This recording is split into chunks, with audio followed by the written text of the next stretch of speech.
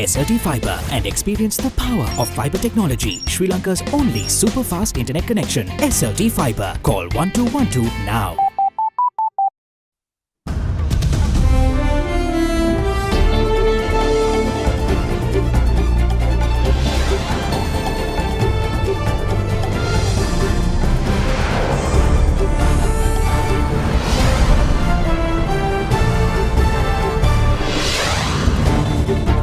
Tonight, Office on Missing Persons. Is the government serious? The biggest practical problem is the red tape in the bureaucracy, from recruiting staff to procurement. Formula for Peace. SLPP's presidential hopeful gives his take. We had a solid intelligence system without any harassment to the public. That is why for 10 years we had a continuous peace.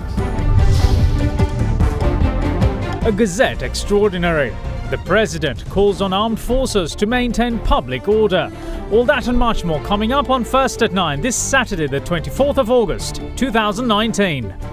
Nama Lifebuoy Cool Fresh සහ Lemon Fresh Menthol සහ Lemon සාරයෙන් 10 ගඳ ඇති කරන සංගුණ විස බීජ වලින් ආරක්ෂා කර ඔබව fresh කරයි. විස බීජ off, fresh එක on.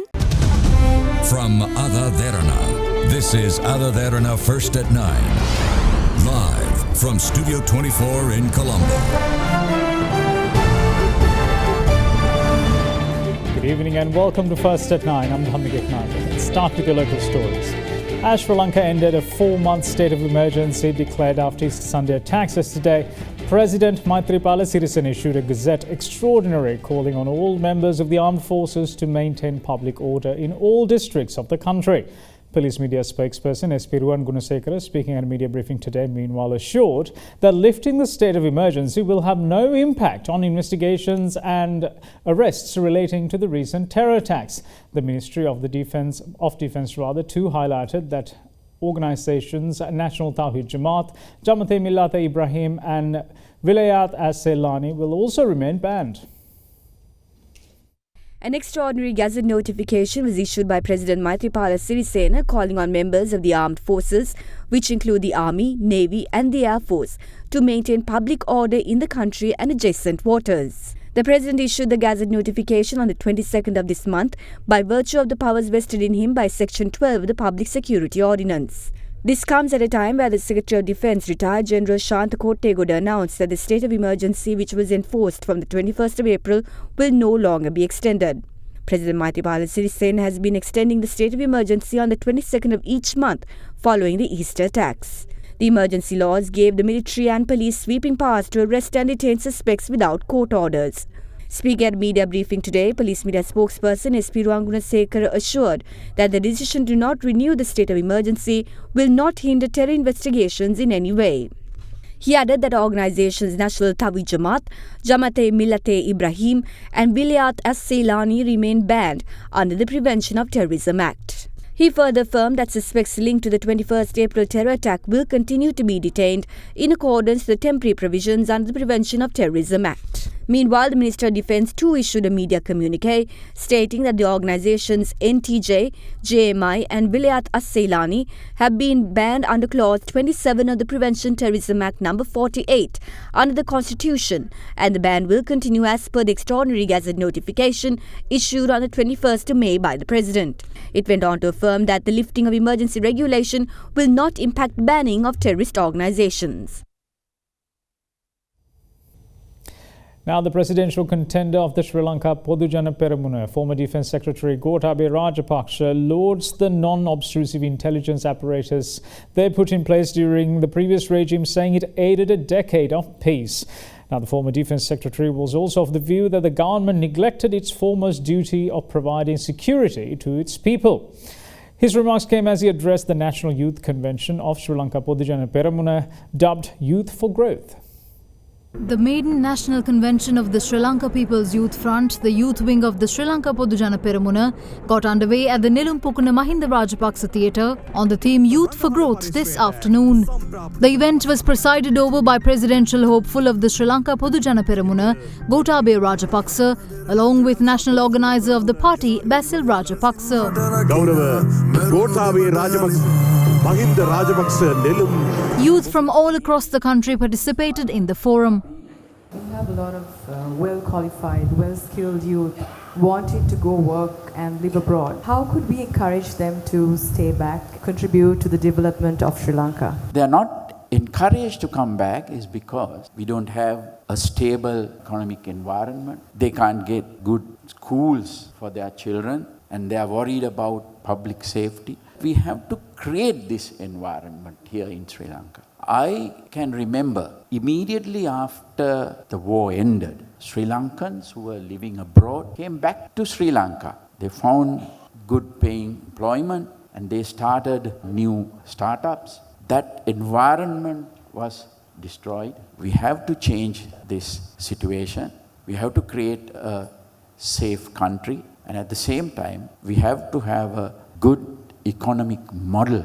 After the war ended, we had a plan, though we understood that for a long period people were suffering from various restrictions and they were looking for freedom. By the end of 2014, there was not a single roadblock in this country. We didn't do any active military operations. We had 30 years of war. There is always a possibility to regroup and have a situation. Therefore, we had a very solid intelligence system where we monitored without any harassment to the public. And that is why for 10 years we had a continuous peace. At the same time, we were studying the global development. We saw in our neighborhood as well as globally the development of radical extremism and terrorism. There was a possibility that it could affect Sri Lanka as well. But that was new to us. Therefore, we trained our intelligence officers. We studied this new situation and we were ready. Unfortunately, with the change of government, these things were neglected. The national security was not given the priority. Under our government, we will re-establish that secure country in Sri Lanka. Presidential candidate of the SLPP, former Defence Secretary Gotabaya Rajapaksa, was presented with the Lotus Declaration of Youth, consisting of proposals received from the youth, covering the whole island.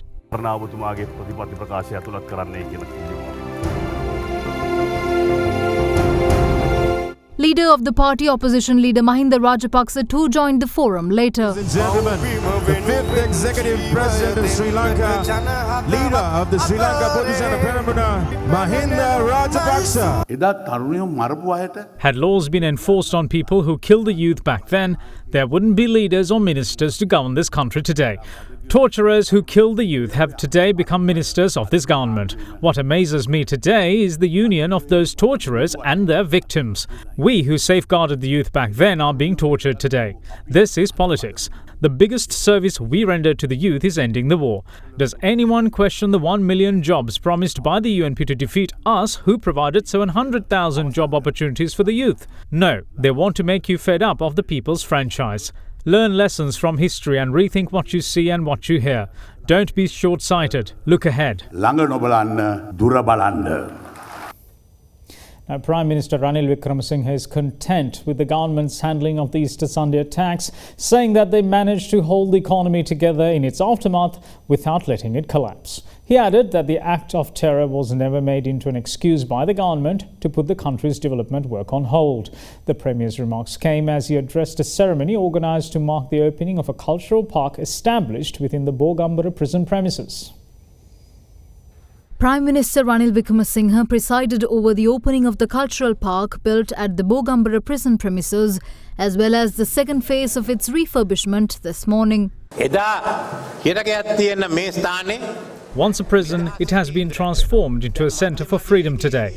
The second phase of the Central Expressway has concluded and we can commence its first phase by this year itself.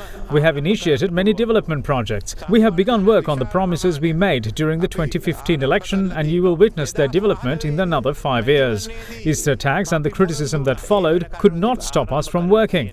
We did not give excuses. We got involved and arrested all the ISIS members. Secondly, we held the economy together without letting it collapse.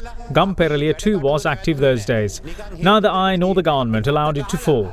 We have also begun programs to revive the tourism sector before the end of this year and to help the influx of more tourists from November. We safeguarded the country and now it's time to drive forward. Meanwhile, the Prime Minister arriving in Ankumbra of Kandy declared open the new bus stand built at a cost of 30 million rupees. Prime Minister Wickremesinghe also presided over the commencement of the reconstruction and carpeting of the Alewatuvula road. Janata Vimukti Peramuna alleges that the UNP-led government has failed in ensuring both national security as well as the security of the people. Speaking to Indivari Amwatha on our current affairs program at Hyde Park on AdaDerana 24, Propaganda Secretary of the JVP MP Vijitha Herath said that public security cannot be implemented without having national security.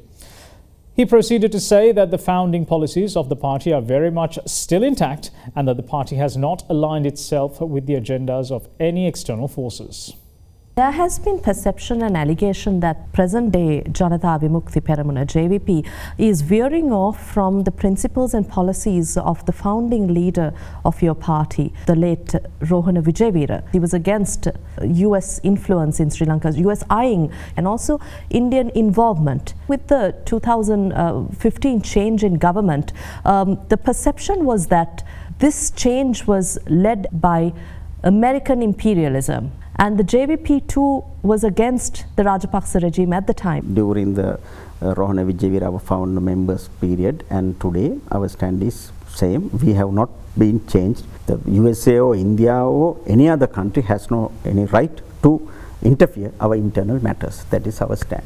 The opposition, they're talking about national security, sovereignty of the country, and it seems that from what you say, the JVP and the opposition are of the same stance at this current given moment. There are many differences also there, but as far as concerned the sovereignty of a country, JVP, we devoted 60,000 lives of our cadres on behalf of sovereignty of our country during 1988-89. Today also, we concern the national security and the public security.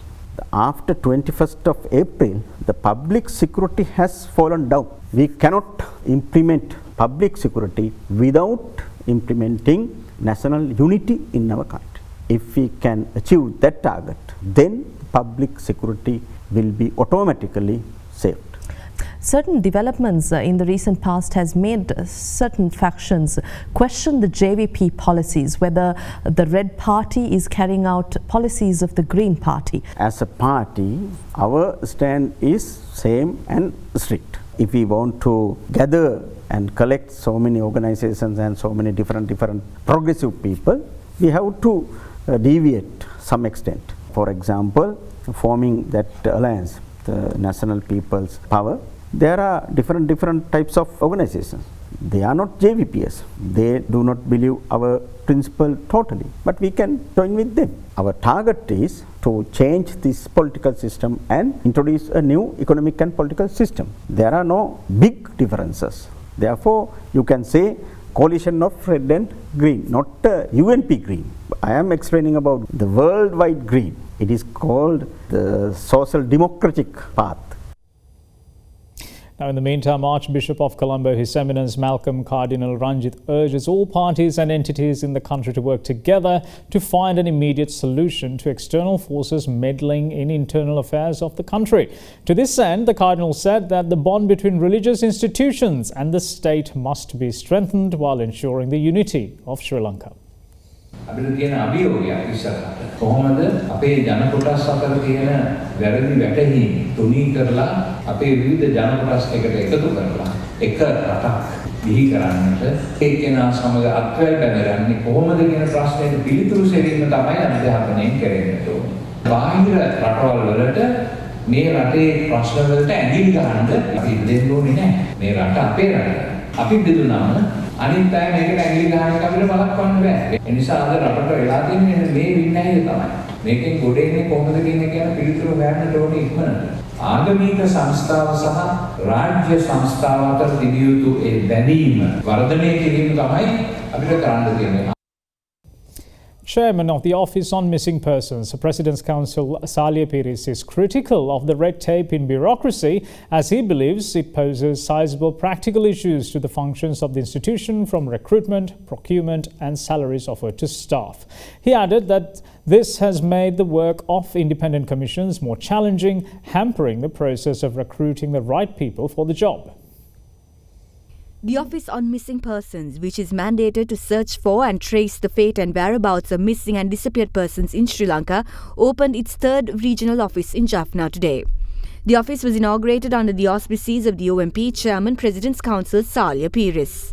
What was the delay, or why couldn't you establish this in the previous years? Given the numbers that have turned up. There has been no delay on the part of the OMP. Of course, in respect of the issue of the missing, there is a very, very long delay. So some of the families have been waiting 2 decades or 3 decades waiting for answers. So I think the reasons for that are many. What have been the practical problems? The biggest practical problem is the red tape in the bureaucracy, from recruiting staff to procurement, and we also find that the salaries which are offered by the government for staff does not recruit the people with the best possible talents which we need for this office. I think that unless that changes, the work of not only this office but of independent commissions is made all the more difficult. For long years, the families of the disappeared have not had answers. They are very skeptical about state institutions, including our own office. Not in the north and east, but in the rest of the country, there are sometimes a wrong perception of the OMP. In the north and east, they feel that the OMP should have more powers. Some other parts of the country, there are people who don't understand, who simply refuse to understand that there is a problem which exists relating to the families of the disappeared. The chairman of the Office on Missing Persons further highlighted the importance of taking legal action against members of the security forces who are suspected to be involved in criminal cases in relation to missing persons. If there are people who are suspected in a criminal case of disappearance, they are suspects or accused in a criminal case, until the case is over, they must be interdicted from work. They must not be promoted. And we maintain that stand. And that is the standard we do set for the government to follow. It is up to the government to follow our recommendations or not. We have raised this issue with the armed forces. We have written to His Excellency the President, to the Secretary of Defence. We have also interviewed other authorities, including the Attorney General, and made our views known. President's Counsel Salia Piris was also questioned on the reason behind the delay in processing cases of missing persons. The OMP is not an eyewash. We do not intend for the OMP to be merely to cover up for either the government or any other institution. If the issue of the disappeared in this country stretches back to over 30 years, the mandate of the OMP is to investigate and trace and find out what happened to the disappeared. I think it is wrong for people to simplify this complicated problem. We will return after this very short break. Stay tuned.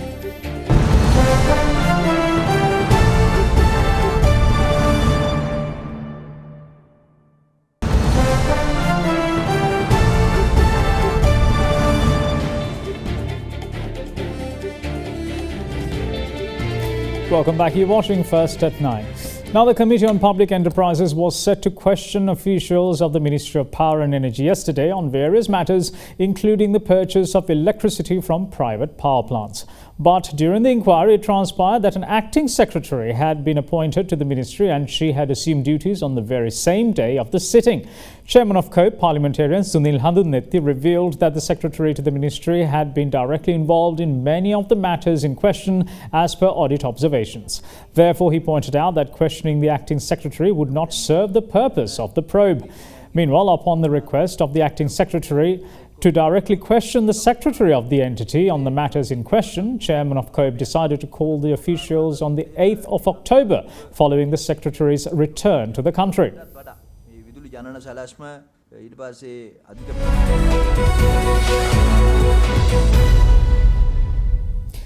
Sri Lanka plans to welcome over 175,000 tourists this month, expecting a major boost from the Bora Global Convention, which is scheduled to be held from the 1st to the 10th of next month in Colombo. Speaking at a media briefing yesterday, Chairman of Sri Lanka Tourism Promotion Bureau, Kishu Gomez, said that they hope to end the year with a little over 2 million tourist arrivals. Also speaking there, Minister of Tourism Development John Amaratunga conceded that there's a lot more to be done, adding that focus has shifted from promotion to the revival of the sector. A media briefing to announce the Hotel Show 2019 was held yesterday. The 14th installment of the event will be held from the 15th to the 17th of November at the BMICH. We're being able to recover from the shock we had in April, and with this month's actual figures, with month-to-date actuals plus an estimate we have done with the Bora Community Convention happening in Sri Lanka, we'll be able to do about 175,000 tourists in August. So August plus the rest of the year, the actual number will be about 1.3 million tourists. And during the rest of the year, all we have to do is, to do about 175,000 tourists each month. And with that, we'll be able to cross magical 2 million number. The original target was 2.6 million as opposed to 2.33 we've done in 2018. Immediately after the attack, the government paid compensation to the hoteliers who were victimized and to all the families, some of whom were dead, some of whom were injured. Compensation has been fully paid. The more important thing was to assure security. I still feel we are far behind. We should have had much more tourists coming into this country. Unfortunately, every 10 years, there is some attack that takes place.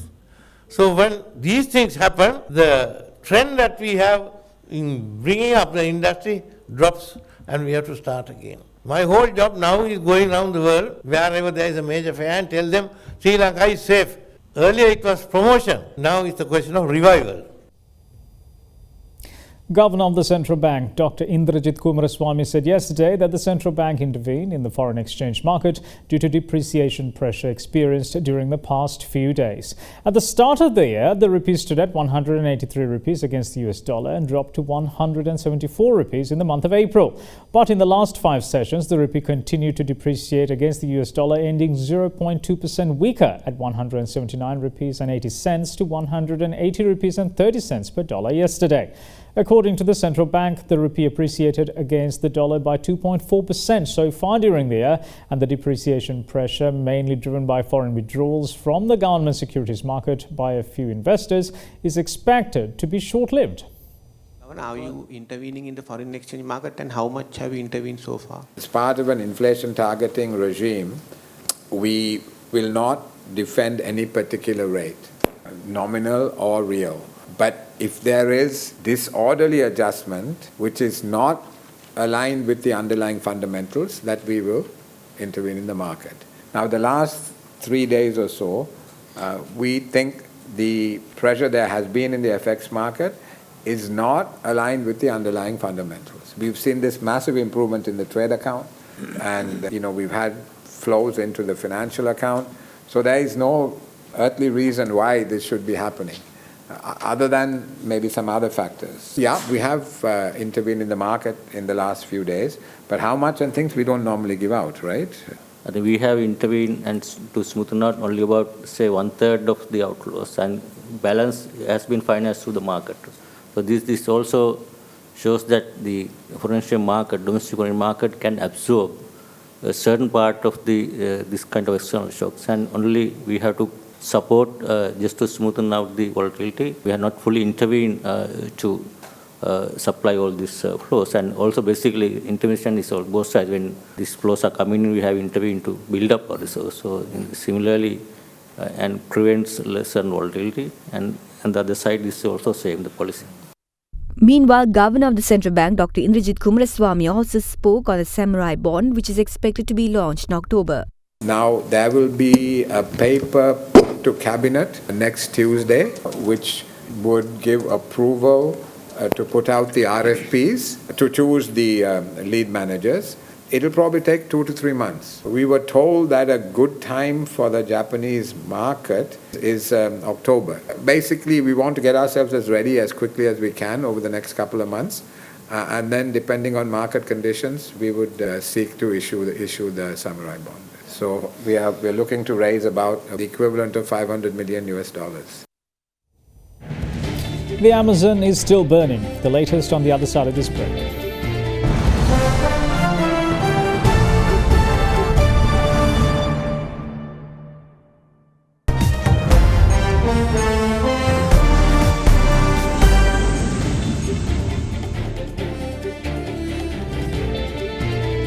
Welcome back. Now, Brazil's president has ordered the armed forces to fight record forest fires in the Amazon amid international outrage over rising deforestation. President Jair Bolsonaro deployed soldiers in nature reserves, indigenous lands and border areas beset by fires. The move is an apparent reversal from Bolsonaro, who has been accused of emboldening miners and loggers. Other countries had threatened to target Brazil's economy if it did not act to stop the fires. France and Ireland had said they would not ratify a large trade deal with South American nations, and Finland's finance minister had called on the EU to consider banning Brazil's beef imports. Bolsonaro said forest fires exist in the whole world and cannot serve as a pretext for possible international sanctions. Meanwhile, hundreds of Brazilians turned out in the nation's two biggest cities, Sao Paulo and Rio de Janeiro, yesterday, calling for greater protection for the Amazon amidst raging wildfires. Hong Kong has been experiencing violent protests for quite some time, stemming from a push for a controversial bill which would have enabled extraditions to mainland China. As protests escalated, various countries, particularly from the West, started chiming in on Hong Kong's situation, which China deemed as meddling in their internal affairs. The Washington bureau chief of the magazine Executive Intelligence Review believes Western countries are applying double standards to the recent riots in China's Hong Kong Special Administrative Region, as they fear the rise of China's growing global influence.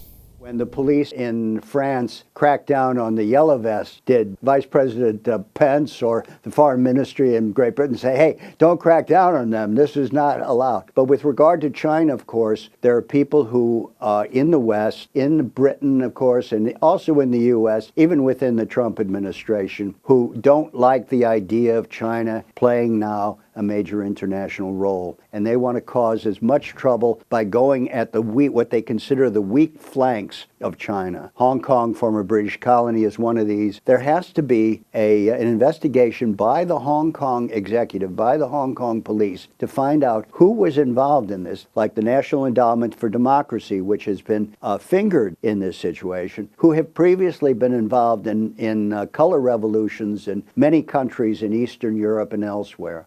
You've got to investigate what they are doing. And in sports, New Zealand have 196 runs on the board for the loss of 4 wickets in their first innings in the second test with Sri Lanka in Colombo. The day's play started with Sri Lanka on 144 runs for the loss of 6 wickets, and they added a further 100 runs to their overnight tally. Dhananjay De Silva brought up his 5th test century in the process with a knock of 109, helping Sri Lanka to 244. The Black Caps trail the hosts by 48 runs as the match heads into day 4 tomorrow.